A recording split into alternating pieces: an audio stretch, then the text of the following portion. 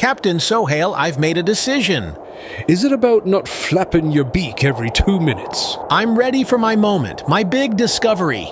Any day now, someone important is going to spot me. Aye, someone important, like the crow who runs the lost and found? No, bigger, bigger! What if we make this podcast super famous?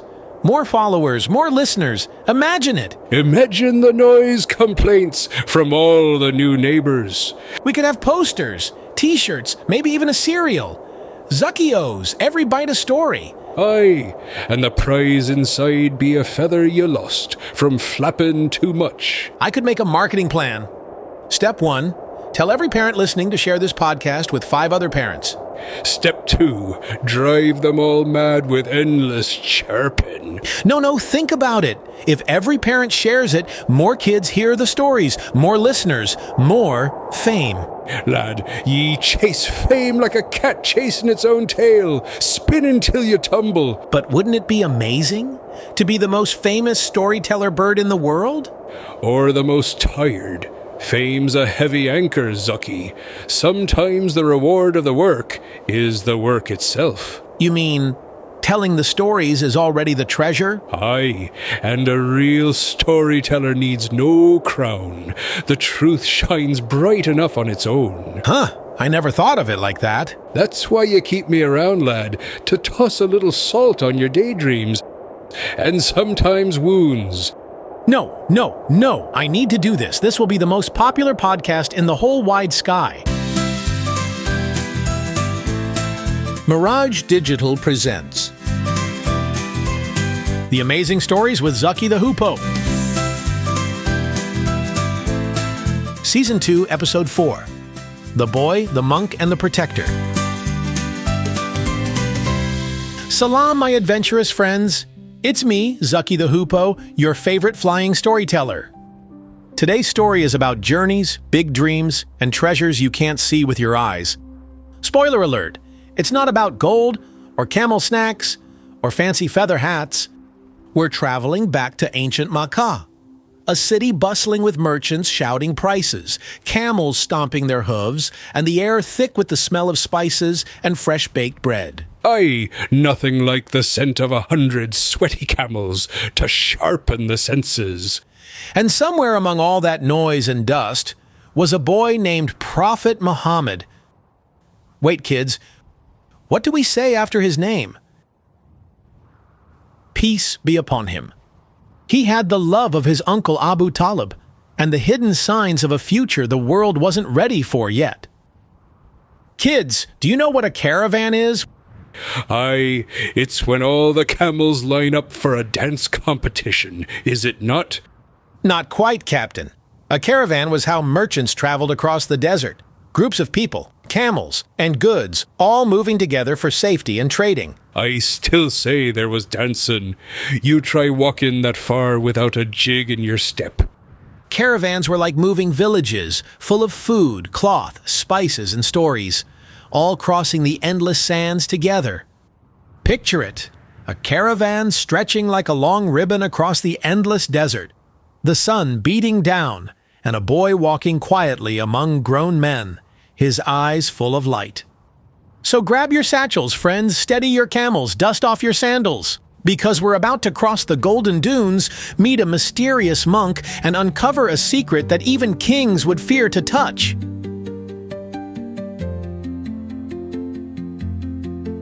Long ago, in the city of Makkah, under the golden sun and swirling winds, a young boy named Muhammad, peace be upon him, prepared for a journey he would never forget. He wasn't going alone, though. His kind uncle Abu Talib, a respected leader of their tribe, was leading a caravan. And their destination, the bustling markets of Basra in the land of Syria. Aye, famous for its dates, camels, and dancing goats, wasn't it? Maybe not the goats, Captain. But Basra was an important place where merchants from all over the world came to buy and sell. Picture it, long lines of camels groaning and stomping, merchants calling out prices, the air thick with the smell of dates, spices, and leather saddles. Aye, and dust clogging every feather and nose hair ye had. good times. But this journey wasn't just about business for Abu Talib, it was about love. You see, Muhammad's father had passed away before he was even born. His mother died when he was just 6 years old.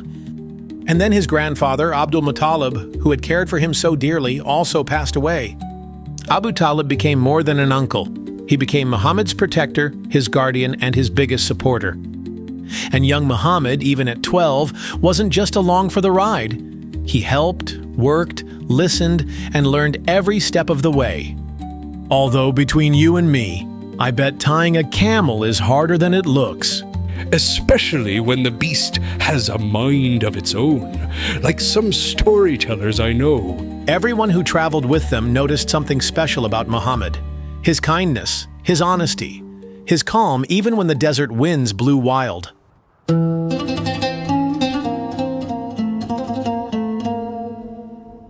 Days and days passed as the caravan traveled over golden dunes, across rocky valleys and under endless blue skies.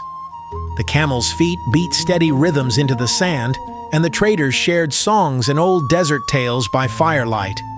Finally, after a long and dusty road, the caravan neared a town called Basra, a place bustling with traders, monks, and travelers from every corner of the world. But just before reaching the town, they stopped by a small monastery, nestled among olive trees, standing alone in the dry hills. And if you're wondering, a monastery is like a very quiet place where monks live, pray, and study all day. And inside that monastery lived Bahira, a monk known far and wide for his wisdom.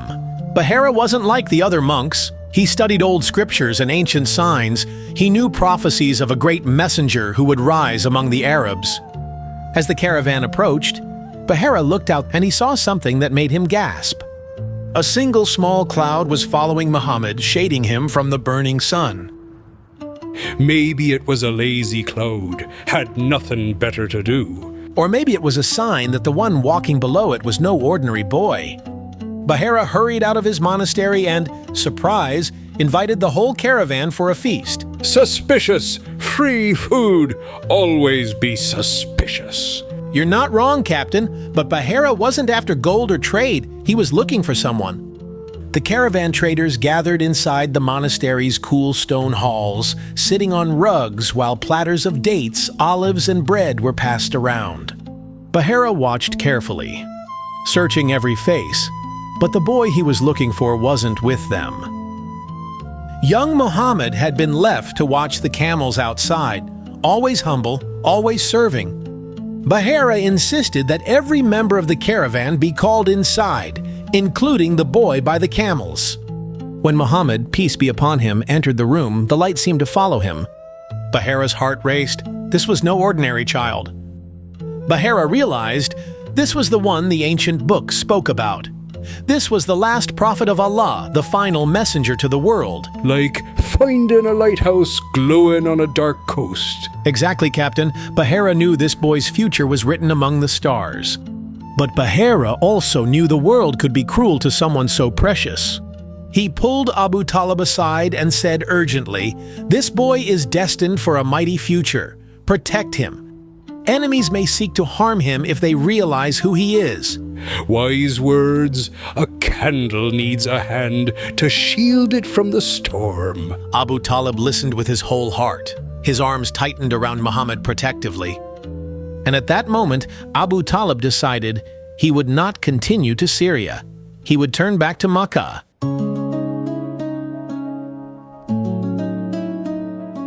Under the blanket of desert stars, the caravan prepared to continue north toward Basra. But Abu Talib made a different choice, a harder choice. He decided to leave the safety of the caravan and turn back toward Makkah, with young Muhammad, peace be upon him, by his side. Breaking away from a caravan's like sailing alone into a black storm. Abu Talib knew it would be dangerous. Without the caravan's many camels, guards, and fellow travelers, they would be exposed to bandits, wild animals, and the brutal sun. Plus, caravans were like big teams. You could trade together, protect each other, and help each other.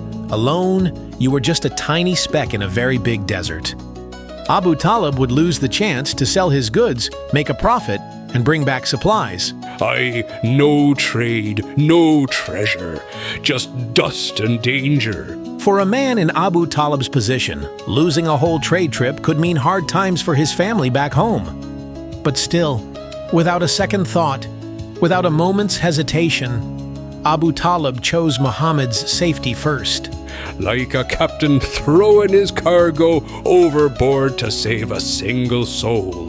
He knew that protecting his precious nephew was more valuable than gold, more important than any business deal. As they turned away from the caravan lights and back into the lonely darkness of the desert, Abu Talib rode closer to Muhammad, shielding him with his very presence. Imagine being out there, with no bright torches, no crowd to hide in, just the quiet hum of the sand and the wide open sky above you.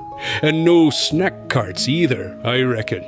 No snack carts, Captain, only faith, trust, and a heart full of courage. I started to understand something. Greatness isn't loud.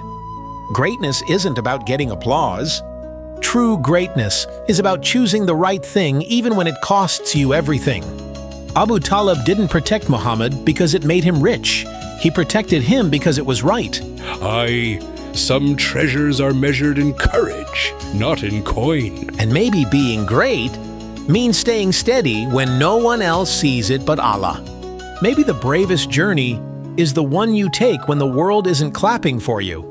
And lad, that's the journey that shines forever, even when the crowds are gone. What an amazing journey today, my friends. We learned that true greatness isn't about being famous or getting big crowds. It's about doing what's right, even when it's hard, even when no one's clapping for you. Just like Abu Talib, he protected Muhammad, peace be upon him, even when it cost him everything. And we can do the same. Stand up for what's right. Be kind, be brave, even when no one notices. Better to be right in the eyes of Allah than famous in the eyes of fools. Exactly, Captain. We don't need spotlights or trophies to matter. Although, speaking of spotlights... Huh? I've been thinking, lad, maybe we should get this podcast to go big. Real big. Captain, are you serious? We'll go viral, whatever that means. Though I hear it's some sort of nasty rash that spreads fast. Best to catch it early. Captain, viral just means lots of people hear about it. As long as it don't involve any itchiness, I'm in. You heard him, friends. If you liked today's story, share it with someone you love before Captain Suhail gets any more confused. And if I start sneezing, ye know who to blame. Well, my wonderful adventurers, that's our story for today. I'm so glad we could travel through the desert together and discover what true greatness really means. And hey, remember, even if no one's clapping, even if no one sees, Allah sees, and that's more than enough. Unless ye be wanting to go viral, then ye better start sneezing. No sneezing needed, Captain, just good hearts and good stories. Oh, and next time, we'll be hearing about a very special pact, where the young Muhammad, peace be upon him, stood up for justice before he was even a prophet. A pact, ye say? Did it involve a treasure map and a secret handshake? Not quite, Captain, but it did change Makkah forever, and showed what real bravery looks like. So be sure to join us next time for another amazing adventure.